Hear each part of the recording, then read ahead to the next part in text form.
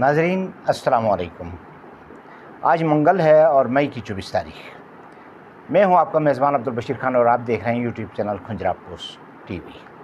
اسرائیل کی جنگ بندی پر رضامندی، ایران کے خلاف اہداف میں امریکہ اور اسرائیل کی ناکامی، ایران کی تاریخ ساز مزاحمت، مستقبل کے امکانات اور خدشات، پاکستان کی ترجیحات، امت مسلمہ کے کرنے کے کام، یہ ہیں وہ موضوعات جن پہ آج ہم گفتگو کریں گے۔ تفصیلات میں جانے سے پہلے آپ سے گزارش کروں گا کھنجرا پوسٹ ٹی وی کو سبسکرائب کیجئے، لائک کیجئے اور کمنٹس میں ہماری رہنمائی فرمانا نہ بھولیے۔ ناظرین، اسرائیل نے جو جنگ شروع کی تھی اس جنگ کے نتیجے میں خود اسرائیل میں بڑے پیمانے پر تباہی پھیلی، اتنی تباہی جس کا اسرائیل نے خواب بھی نہیں دیکھا تھا، اور جن اہداف کے ساتھ امریکہ کی معاونت کے ساتھ اسرائیل نے ایران پر حملہ کیا تھا ان اہداف کے حصول میں کلی طور پہ ناکام ہو گئے۔ اسرائیل کی حکمت عملی میں 3 بڑے اہداف شامل تھے۔ پہلا سب سے بڑا ہدف تو یہ تھا امریکہ اور اسرائیل کی ملی بھگت کے ساتھ کہ ایران میں جو موجودہ مذہبی طاقت برسر اقتدار ہے اسے ہٹا کے اس کی جگہ امریکی ٹاؤٹس کی کوئی حکومت لائی جائے، جیسے ماضی میں ایک بار انہوں نے ایران میں یہ تجربہ کیا تھا۔ اس تجربے کو دہرانا چاہ رہے تھے دوبارہ، اور پھر یہ کہ رضا شاہ پہلوی جنہیں پہلے یہ برسر اقتدار لائے تھے ان کے صاحبزادے کو اپنانا چاہ رہے تھے، ان کے ذریعے پھر یہ کہ امریکہ کو ایران کو اپنے ٹاؤٹ کے طور پر استعمال کرتے اور اس کے تیل سمیت دیگر وسائل پر قبضہ کر لیتے۔ یہی واردات دنیا بھر میں امریکہ نے ہمیشہ اپنائی ہے۔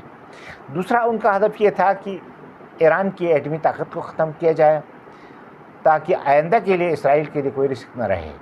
اس میں کوئی شک نہیں کہ فی الوقت پورے عالم اسلام میں واحد ایران وہ ملک ہے جس نے بھرپور طریقے سے اسرائیل کے خلاف نہ صرف مزاحم رہنے کا ثبوت فراہم کیا ہے بلکہ غزہ میں بے یارہ مددگار پڑے ہوئے فلسطینیوں کی حمایت میں کلی طور پہ اگر کوئی ملک کھڑا ہوا ہے تو وہ صرف ایران ہوا ہے۔ بدقسمتی سے کچھ محدود سوچ کے لوگ ایران کی اتنی بڑی قربانیوں کو سے صرف نظر کر کے اس میں بھی کہیں نہ کہیں سے اپنے مطلب کی کوئی بات نکالنے کی کوشش کرتے ہیں، حالانکہ ان کی سمجھ میں یہ بات نہیں آ رہی کہ اس جنگ میں ایران نے اپنے بہترین 17 کمانڈر، 15 بہترین سائنسدان اور 1000 کے لگ بھگ اپنے شہریوں کی قربانیاں دی ہیں۔ یہ محض مذاق میں نہیں ہوتا، یہ کوئی کھیل میں نہیں ہوتا ہے۔ جتنا نقصان اسلام کو فرقہ واریت نے پہنچایا ہے اتنا تو دشمنوں نے بھی نہیں پہنچایا ہے۔ اس لیے اس فضا سے ذرا نکل کے باہر کھلے ذہن کے ساتھ، اس عدازری کے ساتھ سوچنے کی ضرورت ہے۔ ہم میں سے کوئی بھی دین کا ٹھیکیدار نہیں ہے، ہم میں سے ہر کسی نے اپنے اعمال کا جواب دینا ہے۔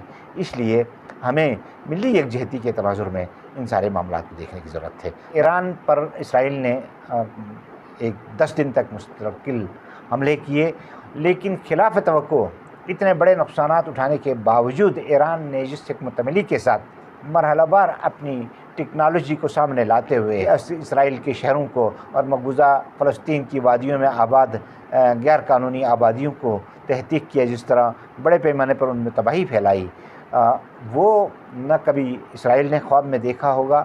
ان کا آئرن ڈوم سمیت کے اقدامات تھے وہ سارے تہس نہس ہو گئے، اور آج اسرائیل ویسے ہی کھنڈرات کا منظر پیش کر رہا ہے جیسے کھنڈرات میں انہوں نے غزہ کو تبدیل کر دیا تھا۔ یہ اللہ تبارک و تعالیٰ کا اپنا ایک نظام ہے اور یہ سب کچھ ایران کے ہاتھوں ہوا۔ اس کے بعد امریکہ اس حد تک بکھلا گیا۔ اس کے ساتھ ساتھ 2-4 چیزیں اور ہو گئیں۔ اقوام متحدہ کی سیکورٹی کونسل میں پاکستان، ایران اور چین نے ایک قرارداد پیش کی جس میں ایران کے اس حق کو تسلیم کیا گیا کہ اپنا دفاع کرنا اس کا حق تھا، کیونکہ حملہ آور جو تھا وہ اسرائیل تھا۔ امریکہ اور مغربی ممالک نے تمام تر اسرائیلی ایگریشن کے باوجود سارے الزامات ایران پہ ڈالنے کی کوشش کی تھی، لیکن اب جب جنگ 10 دن تک چلتی رہی، 11ویں دن خود امریکہ نے اسرائیل کی 3 ایٹمی تنصیبات پہ حملہ کیا، اور ان حملوں میں امریکہ نے 125 دیگر طیاروں کے علاوہ 7 B-2 طیارے استعمال کیے جو 5th جنریشن وار کے ان کے جدید ترین طیارے ہیں جو دوسرے کسی ملک کے پاس نہیں ہیں۔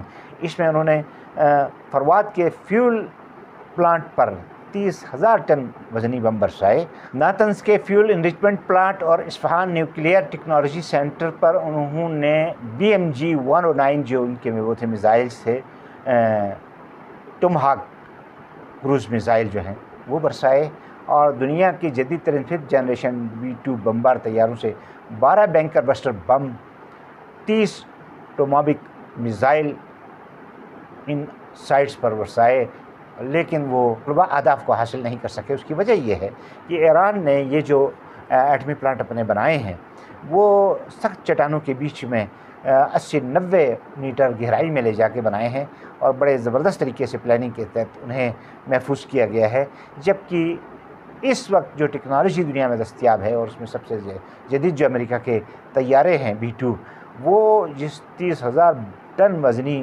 بم برسائے ہیں، وہ 60 میٹر نیچے تک جا کے اس کی تباہی پھیلا سکتے ہیں، لیکن چونکہ یہ 90 میٹر کی گہرائی بتائی جا رہی ہے، اس لیے وہاں نیچے تو کوئی نقصان نہیں ہوا، البتہ اوپر جو عمارتیں قائم تھیں انہیں امریکہ نے تباہ کر دیا۔ اگر یہاں پر ایٹمی مواد ہوتا اور خدا نخواستہ اس طرح کے حملوں کے نتیجے میں وہ پھٹتے، تو اس سے پورے اس خطے میں، پورا مشرق وسطیٰ بشمول پاکستان، ایران، افغانستان، یہ سارا علاقہ لپیٹ میں آ جاتا اور پورے عالم اسلام میں ایک تباہی پھیلتی۔ سوال یہ ہے، اتنا بڑا مجرمانہ اقدام اٹھاتے وقت امریکہ نے انسانی حقوق کا کیوں نہیں سوچا؟ اس سے پہلے ہیروشیما اور ناگاساکی میں، جاپان میں، امریکہ نے ہی بم برسائے تھے۔ آج بھی وہاں پر اس تباہی کے آثار دیکھے جاتے ہیں۔ اللہ کا شکر ہے کہ اس ایران نے وقت سے پہلے یورینیم، جو ان کا انرچڈ یورینیم تھا، اسے محفوظ مقامات پر منتقل کیا تھا، اور اس کی وجہ سے امریکی میزائل اور ان کے بم سے یہ پلانٹ بھی محفوظ رہے اور علاقہ بھی تابکاری سے بچ گیا، ورنہ آج ہم سبھی ایک نئی مصیبت سے دوچار ہوتے ہیں۔ لیکن دنیا کے بڑے ٹھیکیدار کو اس کی قطعاً کوئی غرض نہیں تھی، اس لیے کہ وہ کاروباری لوگ ہیں، انہوں نے دنیا کو ہمیشہ لوٹا ہے، وہ افریقہ ہو کہ ایشیا ہو، یہاں پر مسائل پہ قبضہ کیا ہے ممالک کے، ان پر جنگیں مسلط کی ہیں، اور لوٹ مار کے ذریعے انہوں نے اپنے خزانے بھرے ہیں۔ اس میں انہوں نے ایران کے بہترین 17 کمانڈرز، 15 بہترین سائنسدان، اور اس کے ساتھ ساتھ بڑے پیمانے پہ شہریوں کو قتل کیا۔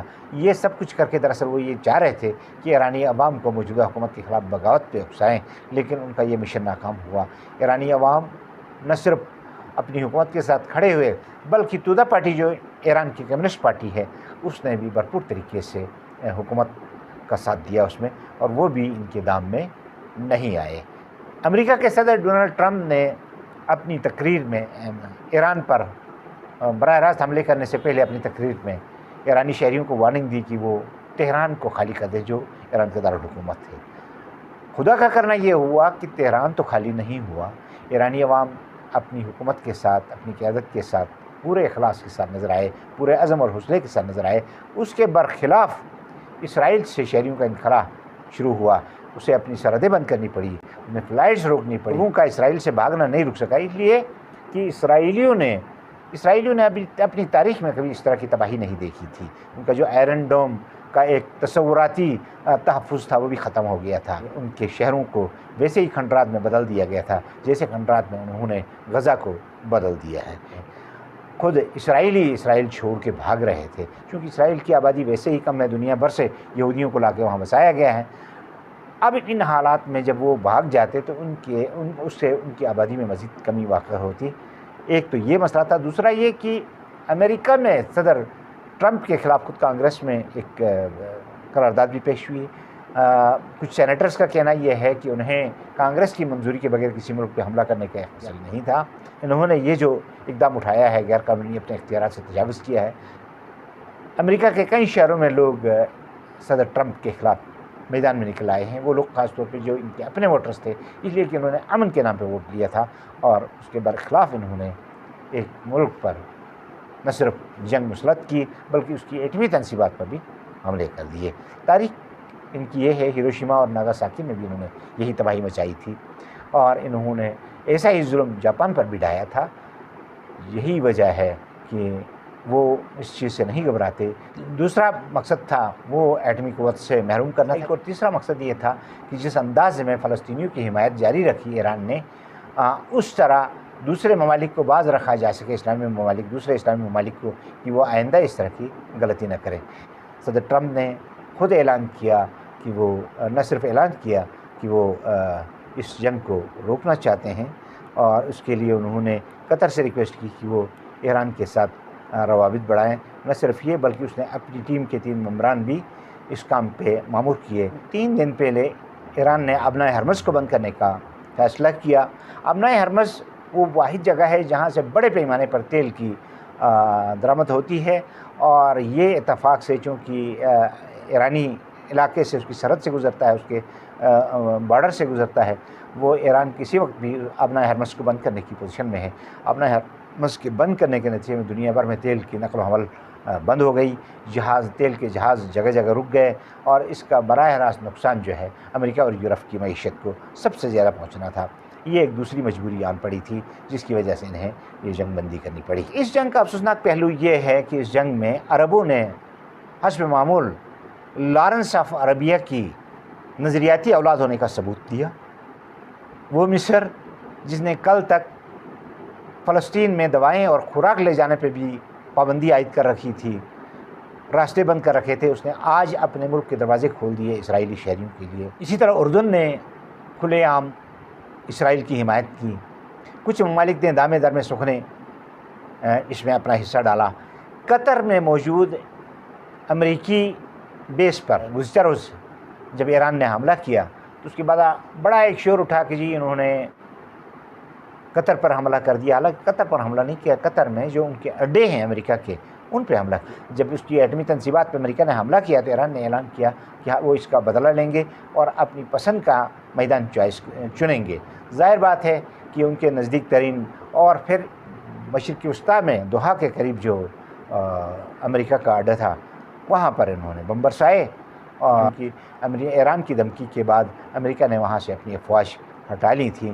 اس لیے ان کا کہنا یہ ہے کہ یہاں کوئی بڑا نقصان نہیں ہوا ہے، لیکن ایران کا دعویٰ یہ ہے کہ یہاں انہیں مالی اعتبار سے بہت بڑے نقصانات کا سامنا کرنا پڑا ہے۔ یہ مسلمانوں کا بہت بڑا المیہ ہے، یہ سمجھتے ہیں کہ بس کسی ایک پہ حملہ ہوا ہے تو ہم پہ نہیں ہوگا۔ اتنا سارا بارود برسانے کے باوجود اس کی ایٹمی تنصیبات ہیں وہ محفوظ ہیں، اور ان کا یہ بھی کہنا ہے کہ جو افزودہ یورینیم تھا اسے انہوں نے پہلے ہی دوسری محفوظ جگہوں پہ منتقل کر لیا تھا، اور اس کی تصدیق اس سے بھی ہوتی ہے کہ اگر خدا نخواستہ ایسا نہ ہوا ہوتا یا وہ آداب بن گئے ہوتی، وہ انسٹالیشنز، اور اس کے ساتھ ساتھ اگر وہاں افزودہ یورینیم رکھا ہوتا تو اس کی تابکاری شعاعیں جو ہیں وہ اس پورے علاقے میں پھیل جاتی، اور مشرق وسطیٰ کے ساتھ ساتھ ایران، پاکستان اور افغانستان تک یہ سارا علاقہ اس کی زد میں آ جاتا، اور یہاں لاکھوں جانوں کے زیاں کا خطرہ تھا۔ امریکہ کو اس بات کا ذرا بھی احساس نہیں تھا، خاص طور پر ٹرمپ کو، کہ یہ اس سے کتنے بڑے پیمانے پہ تباہی پھیل سکتی ہے۔ اس سے پہلے ہیروشیما اور ناگاساکی پہ بم برسا کے امریکہ نے یہ ثابت کیا ہے کہ دنیا کا سب سے بڑا طاقتور ہی نہیں، سب سے بڑا دہشت گرد ملک بھی خود امریکہ ہے، جو اپنے مفادات کے سامنے نہ انسانی زندگیوں کو دیکھتا ہے، نہ امن و استحکام کی پرواہ کرتا ہے۔ ایران پر امریکہ اور اسرائیل کے حملوں کا اصل ہدف رژیم چینج، ایٹمی قوت کا خاتمہ اور فلسطینیوں کی حمایت سے دستبرداری تھی۔ اسرائیل تو امریکہ کا ناجائز بچہ ہے، اور جس کی سرپرستی پہ امریکہ اور یورپ کھڑے ہیں۔ انہوں نے ہی سلطنت عثمانیہ کے ٹکڑے کر کے یہاں پر لا کے یہودیوں کو بسایا۔ حالانکہ اگر گلاس ناسٹ ہوا تھا، اگر یہودیوں کا قتل عام ہوا تھا تو اسے تو ہٹلر نے کیا تھا، پھر اس کی سزا تو ہٹلر کو ملنی چاہیے تھی، یا اس کے ملک جرمنی کو ملنی چاہیے تھی۔ جرمنی میں لے جا کے ان کو آباد کیا جانا چاہیے تھا، لیکن انہیں لا کے فلسطین میں بسایا گیا۔ یہ ایک شرارت تھی، اور فلسطین میں وہ اپنا ایک پولیس بین رکھ کے دراصل مڈل ایسٹ کے تیل پہ اور دیگر وسائل پہ امریکہ قبضہ جمانا چاہ رہا تھا، اور آج بھی اس کا یہی ہدف ہے۔ اس بنیاد پہ وہ ہر قیمت پہ اسرائیل کا دفاع کرنے پہ تلا ہوا ہے۔ یہ المیہ نہیں تو اور کیا ہے کہ جارج بش ہو، بل کلنٹن ہوں، بارک اوباما ہوں یا ٹرمپ ہوں، یہ جو 23 برس کا ان کی حکمرانی کا دور بنتا ہے، اس میں 9 ممالک پر امریکہ نے جنگیں مسلط کی، اور اس میں لاکھوں لوگ مارے گئے۔ تو یہ تو دنیا میں ہر جگہ جنگ و جدل کر کے ان کے وسائل پر قبضہ کرنے والے لوگ ہیں، یہ جہرے لوگ ہیں، اور یہ صرف طاقت کی زبان سمجھتے ہیں۔ اس لیے ایران نے جس طاقت کا اور جس عزم اور جس استحکام کا مظاہرہ کیا، اس کے نتیجے میں انہیں سرنڈر کرنا پڑا۔ ایران کے ہائپر سونک میزائلوں نے اسرائیل کا غرور خاک میں ملا دیا، اسرائیل میں بڑے پیمانے پر تباہی مچی، اور ان کا دفاعی نظام تتر بتر ہو گیا۔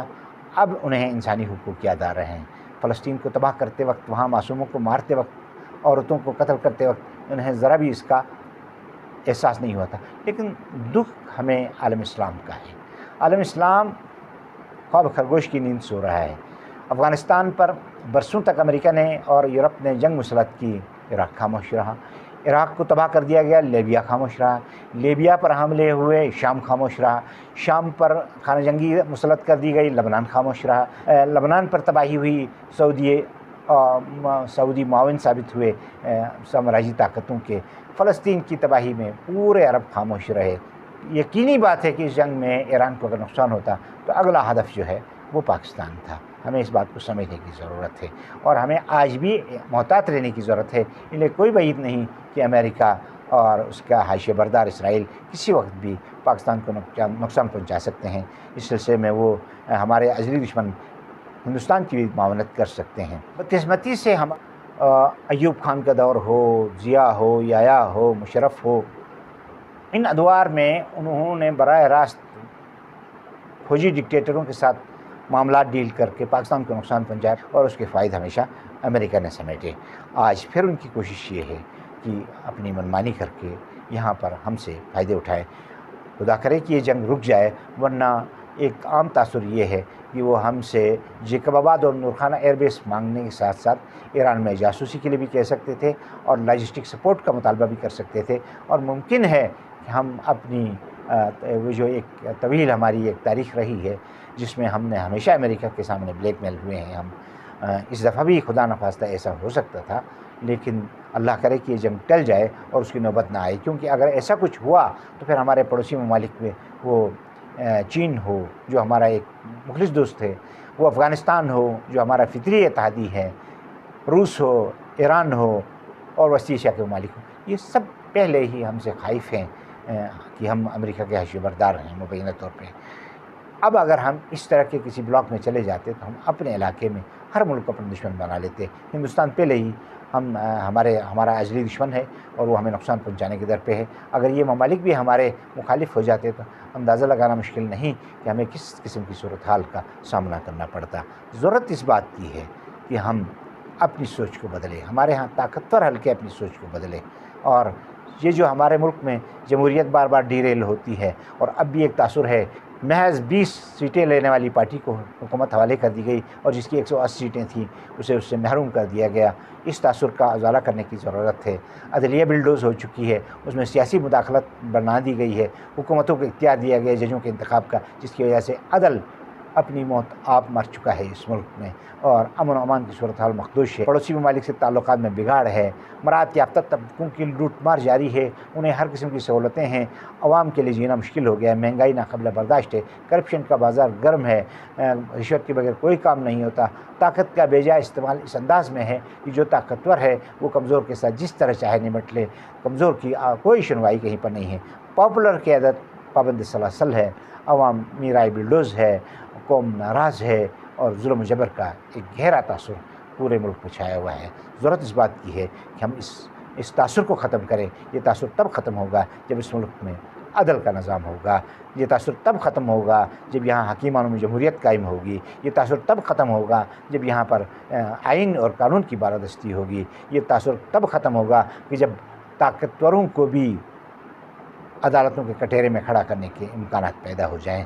جب تک یہ چیزیں نہ ہوں ہم بحیثیت قوم آگے نہیں بڑھ سکتے۔ یاد رکھیے، ناانصافی ہمیشہ بغاوت کی بنیاد بنتی ہے، اور طاقت کے بے جا استعمال سے قومیں بنتی نہیں ہیں، قومیں ٹوٹتی ہیں۔ ہم نے اس قوم کو بنانا ہے، قومی اتحاد کو مستحکم کرنا ہے، اور اس کے ساتھ ساتھ امت مسلمہ کے لیے بھی اس بات کی ضرورت ہے کہ بحیثیت ایک ملت کے ہم اس بات کا اعادہ کریں کہ ہم فروعی اختلافات سے بچ کے ایک جسد واحد کے طور پہ ملی معاملات پہ کھڑے ہو جائیں۔ اسی طرح قوموں کی تاریخ میں ہم کھڑے ہو سکیں گے۔ ناظرین، اس کے ساتھ آج کے اس پروگرام سے آپ سے اجازت چاہوں گا۔ اگلے پروگرام میں کسی اور موضوع کے ساتھ آپ کی خدمت میں حاضر ہوں گا۔ تب تک کے لیے اپنے میزبان عبدالبشیر خان کو اجازت دیجیے۔ پاکستان پائندہ باد۔